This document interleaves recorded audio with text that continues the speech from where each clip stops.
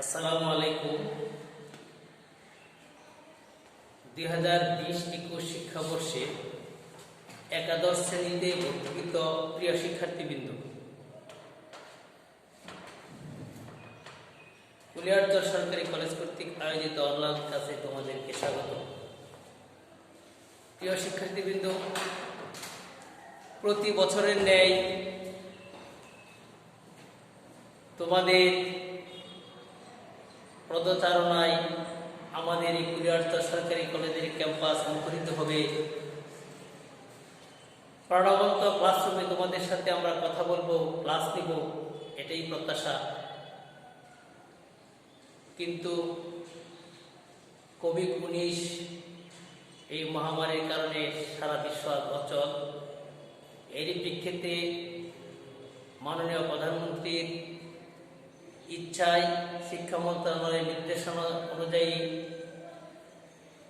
প্রতিটি গড়, প্রতিটি ক্লাসরুম এই নীতিতে আমাদের কলেজেরও ধারাবাহিকভাবে অনলাইন ক্লাস পরিচালিত হচ্ছে। প্রিয় শিক্ষার্থীবৃন্দ, আমি মোহাম্মদ কামরুজ্জামান, হিসাব বিজ্ঞান বিভাগের প্রভাষক। তোমাদের সাথে আজকে আমার প্রথম ক্লাস। আজকে এই প্রথম ক্লাসে আমি তোমাদের সাথে হিসাব বিজ্ঞান বিষয়ে আমাদের কি সিলেবাস এই নিয়ে আমি তোমাদের সাথে কথা বলব। প্রিয় শিক্ষার্থীবৃন্দ, তোমরা জানো একাদশ শ্রেণীতে হিসাব বিজ্ঞান সহ আইসিটি বাদে অন্যান্য সকল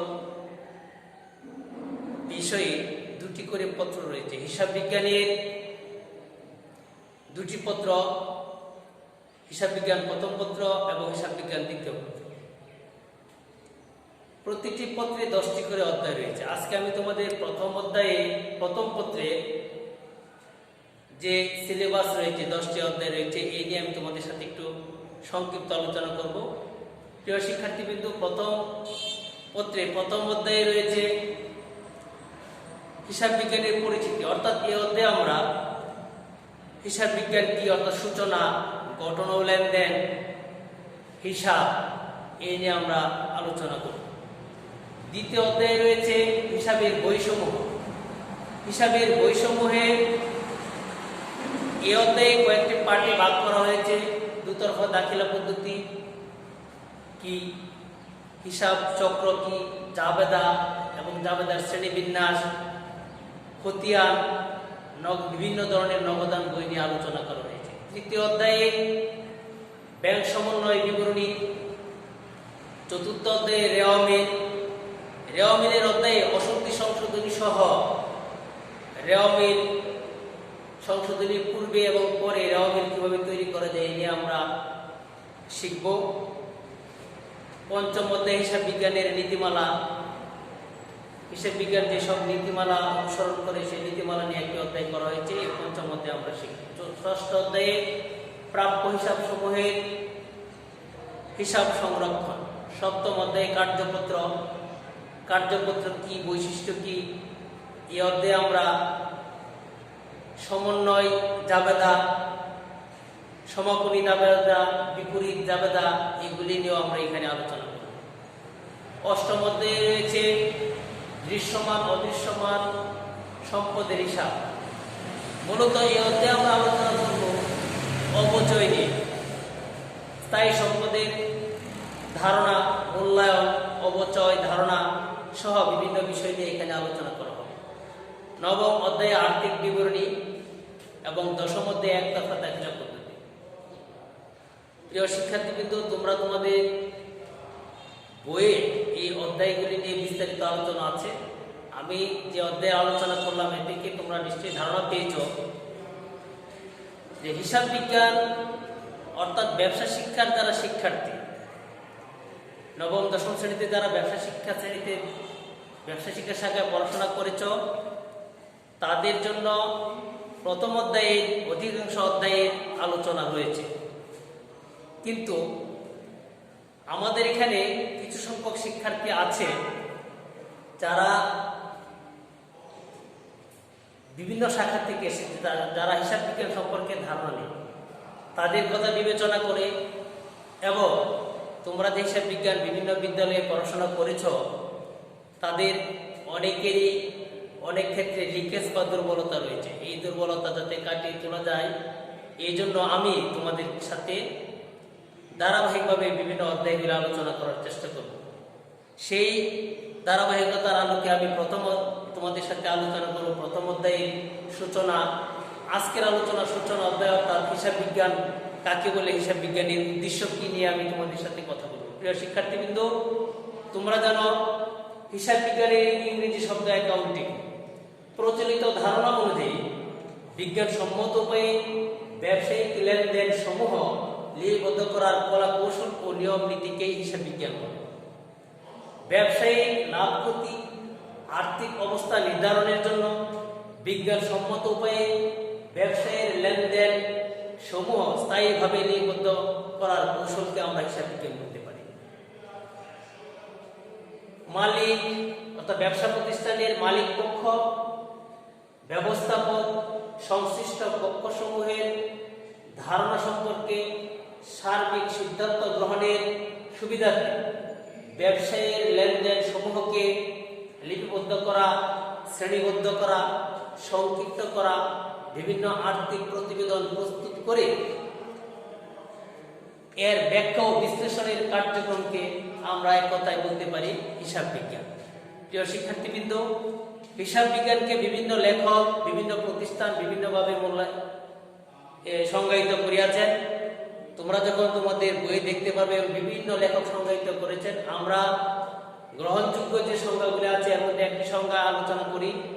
আমেরিকান অ্যাকাউন্টিং অ্যাসোসিয়েশনের মতে যে পদ্ধতিতে আর্থিক তথ্য নির্ণয়, পরিমাপ, সরবরাহ করে উহার ব্যবহারকারীদের বিচার ও সিদ্ধান্ত গ্রহণে সাহায্য করে তাকে আমরা হিসাব বিজ্ঞান বলব। অর্থাৎ যে পদ্ধতিতে আর্থিক তথ্য নির্ণয়, পরিমাপ ও সরবরাহ করে উহার ব্যবহারকারীদের বিচার ও বিশ্লেষণে সিদ্ধান্ত গ্রহণে সাহায্য করে তাকে হিসাব বিজ্ঞান বলে। প্রিয় শিক্ষার্থীবৃন্দ, তাহলে হিসাব বিজ্ঞান বলতে কি আমরা তা আলোচনা করেছি। তোমরা এই আলোচনা থেকে আমরা যে বিষয়ে অবগত হলাম, হিসাব বিজ্ঞান মূলত একটি ধারাবাহিক কার্যক্রম। এখানে বিভিন্ন লেনদেন সমূহকে, ব্যবসায়ের লেনদেন সমূহকে চিহ্নিতকরণ, লিপিবদ্ধকরণ, শ্রেণীবদ্ধকরণ এবং বিভিন্ন প্রতিবেদন প্রস্তুত করে সিদ্ধান্ত গ্রহণ করে থাকে। প্রিয় শিক্ষার্থীবৃন্দ, এই অধ্যায়ে আমরা এ পর্যায়ে আলোচনা করব হিসাব বিজ্ঞানের উদ্দেশ্য কি। আমরা যে হিসাব বিজ্ঞান পড়ব, এই হিসাব বিজ্ঞান আসলে হিসাব বিজ্ঞানের উদ্দেশ্য কি। আমরা জানি হিসাব বিজ্ঞানের যে মূল উদ্দেশ্য রয়েছে, উদ্দেশ্যগুলিকে দুই ভাগে ভাগ করা হয়েছে। কিছু উদ্দেশ্য রয়েছে মৌলিক বা প্রধান উদ্দেশ্য, আর কিছু উদ্দেশ্য রয়েছে সহকারী উদ্দেশ্য। প্রিয় শিক্ষার্থীবৃন্দ, তোমরা লক্ষ্য করো, মৌলিক যে উদ্দেশ্য রয়েছে, উদ্দেশ্য সমূহের মৌলিক বা প্রধান উদ্দেশ্যগুলির মধ্যে প্রথমে রয়েছে লেনদেন স্থায়ীভাবে লিপিবদ্ধ করা। অর্থাৎ ব্যবসায়ী সংগঠিত বিভিন্ন লেনদেন সমূহকে হিসাবের বইয়ে স্থায়ীভাবে লিপিবদ্ধ করা হিসাবে প্রধান উদ্দেশ্য। তারপরে যে আর্থিক ফলাফল নির্ণয়, অর্থাৎ লিপিবদ্ধকৃত লেনদেনগুলিকে লাভ ক্ষতি বা আয় ব্যয় বিবরণী প্রস্তুতির মাধ্যমে এর লাভ বা ক্ষতির পরিমাণ অর্থাৎ ফলাফল নির্ণয় করা হিসাব বিজ্ঞানের আরেকটি প্রধান উদ্দেশ্য। আর্থিক অবস্থা নিরূপণ, অর্থাৎ আয় বিবরণী প্রস্তুতের পরে ব্যবসায়িক সম্পদ দায়ের পরিমাণ কি, অর্থাৎ একটি ব্যবসা প্রতিষ্ঠানের সার্বিক আর্থিক অবস্থা কি, তাও হিসাব বিজ্ঞান নির্ণয় করে থাকে। এই জন্য আমরা হিসাব বিজ্ঞান পাঠ করে থাকি। ভবিষ্যৎ পরিকল্পনা নির্ধারণ, পরিকল্পনা ও নির্ধারণ, নীতি নির্ধারণ। হিসাব বিজ্ঞানের আরেকটি প্রধান উদ্দেশ্যের মধ্যে রয়েছে, অর্থাৎ একটি ব্যবসা প্রতিষ্ঠানের সংগঠিত লেনদেন সমূহ লিপিবদ্ধ করে ফলাফল নির্ণয় করে আর্থিক অবস্থা নির্ণয়ের মাধ্যমে ব্যবসায়ের ভবিষ্যৎ কি পরিকল্পনা এবং কি নীতিসমূহ অনুসরণ করে ব্যবসা প্রতিষ্ঠান ভবিষ্যতে সামনের দিকে এগিয়ে যাবে এবং বর্তমান ব্যবসা প্রতিষ্ঠান পরিচালনা করবে, এই সম্পর্কে পরিকল্পনা এবং নীতি নির্ধারণ করে থাকে। তথ্য সরবরাহ অর্থাৎ গৃহীত তথ্য, লিপিবদ্ধকৃত তথ্যসমূহ বিভিন্ন পক্ষের নিকট মালিক, ব্যবস্থাপক, সরকার এবং ঋণদাতা সহ বিভিন্ন পক্ষসমূহ রয়েছে, যারা এই ব্যবসা প্রতিষ্ঠান থেকে বিভিন্ন তথ্য পেতে চায়, তাদেরকে তথ্য সরবরাহ করা প্রধান উদ্দেশ্য। আমরা এই প্রধান উদ্দেশ্য মূলত 5টি। এছাড়া হিসাব বিজ্ঞানের কিছু উদ্দেশ্য রয়েছে, যেগুলি সহায়ক উদ্দেশ্য বা গৌণ উদ্দেশ্য হিসাবে বিবেচিত হয়। সেই গৌণ উদ্দেশ্যগুলি তোমরা লক্ষ্য করো। নগদ প্রাপ্তি, প্রদান ও উদ্বৃত্ত নির্ণয়, অর্থাৎ একটা ব্যবসা প্রতিষ্ঠান কি পরিমাণ নগদ টাকা আগমন ঘটেছে, কি পরিমাণ নগদ টাকা চলে গেছে, এই প্রাপ্তি এবং প্রদানের পরিমাণ নির্ণয় করে এবং এর উদ্বৃত্ত কি অর্থাৎ নগদের ব্যালেন্স কত তা নির্ণয় করা হয়। গাণিতিক বিশুদ্ধতা যাচাই, হিসাব বিজ্ঞানের মাধ্যমে আমরা ব্যবসায়ী লিপিবদ্ধকৃত লেনদেন এবং বিভিন্ন প্রতিবেদন, প্রস্তুতকৃত প্রতিবেদন এবং আর্থিক ফলাফল সমূহে গাণিতিক শুদ্ধতা যাচাই করে থাকি। দেনা পাওনার পরিমাণ নির্ণয়, বিভিন্ন পক্ষে ব্যবসা এবং অন্যান্য পক্ষে সংশ্লিষ্ট পক্ষসমূহের দেনা এবং পাওনার পরিমাণ কত তাও এই হিসাব বিজ্ঞানের মাধ্যমে নির্ণয় করা হয়ে থাকে। জালিয়াতি উদ্ঘাটন ও প্রতিরোধ, সঠিকভাবে হিসাব রক্ষণের মাধ্যমে অর্থাৎ হিসাব লিপিবদ্ধকরণ, শ্রেণীবদ্ধকরণ এবং বিভিন্ন প্রতিবেদন তৈরির মাধ্যমে প্রতিষ্ঠানের জালিয়াতি এবং উদ্ঘাটন হয় এবং তা প্রতিরোধ করা সম্ভব হয়। আর্থিক অবস্থার তুলনামূলক বিচার বিশ্লেষণ, আর্থিক অবস্থা তৈরি করার ফলে বিভিন্ন আর্থিক অবস্থার বিবরণীর মধ্যে তুলনামূলক বিচার বিশ্লেষণ করা সম্ভব হয়। বিরোধ, নিষ্পত্তি এবং ভুল বোঝাবুঝি, যেহেতু সঠিকভাবে হিসাব লিপিবদ্ধ হয়ে থাকে, তাই বিভিন্ন সময়ের মধ্যে যে বিরোধ দেখা যায় বা ভুল বোঝাবুঝি হয় তার অবসান করা সম্ভব হয়। আয়কর ও ভ্যাট, আমরা জানি ব্যবসা প্রতিষ্ঠানকে ব্যক্তি, ব্যবসা প্রতিষ্ঠান সহ সংশ্লিষ্ট পক্ষসমূহকে নির্দিষ্ট সময়ান্তে আয়কর প্রদান করতে এবং ভ্যাট প্রদান, ক্রয় বিক্রয়ের উপর ভ্যাট প্রদান করতে হয়। এই ভ্যাট এবং আয়কর নির্ধারণে হিসাব বিজ্ঞান বিশেষভাবে ভূমিকা পালন করে থাকে। বিক্রয় মূল্য নির্ধারণ, বিক্রয় মূল্য অর্থাৎ যে উৎপাদিত পণ্য অথবা ক্রয়কৃত পণ্যের বিক্রয় মূল্য কত হবে তা নির্ধারণ করাও হিসাব বিজ্ঞানের উদ্দেশ্য। ব্যয় নিয়ন্ত্রণ করা সম্ভব হয়। সম্পদের সুষ্ঠু ব্যবহার, হিসাব বিজ্ঞান এর মাধ্যমে আমরা হিসাব সম্পদের সুষ্ঠু ব্যবহার নিশ্চিত করতে পারি। মূল্যবোধ সৃষ্টি হয় প্রভৃতি। অর্থাৎ হিসাব বিজ্ঞানের যে উদ্দেশ্য সমূহ রয়েছে, অর্থাৎ হিসাব বিজ্ঞানের ব্যাপ্তি বা পরিধি বৃদ্ধির সাথে সাথে সহায়ক উদ্দেশ্য সমূহ আরো এরকম বিস্তৃত হতে পারে। প্রিয় শিক্ষার্থীবৃন্দ, আমরা আজকে হিসাব বিজ্ঞান কি এবং হিসাব বিজ্ঞানের উদ্দেশ্য কি এই নিয়ে আমরা আলোচনা করলাম। তোমরা এই অধ্যায় থেকে এই পাঠে হিসাব বিজ্ঞানের বিভিন্ন বিষয়সমূহ, যেমন হিসাব বিজ্ঞানের সুবিধা কি, প্রয়োজনীয়তা কি, হিসাব বিজ্ঞানের মূল্যবোধ এবং জবাবদিহিতা সৃষ্টিতে হিসাব বিজ্ঞানের ভূমিকা কি, এই বিষয়গুলি তোমরা এই অধ্যায় থেকে পড়ে নিবে। যদি তোমাদের উদ্দেশ্যগুলি যখন আমরা জানবো, এই উদ্দেশ্যের মধ্যে সুবিধা, প্রয়োজনীয়তা এগুলিতে নিহিত রয়েছে। তারপরে তোমরা যখন বাড়িতে পড়াশোনা করবে, তাহলে এই নিয়ে যদি তোমাদের কোনো সমস্যা সৃষ্টি হয়, তাহলে অবশ্যই আমাদের সাথে যোগাযোগ করবে।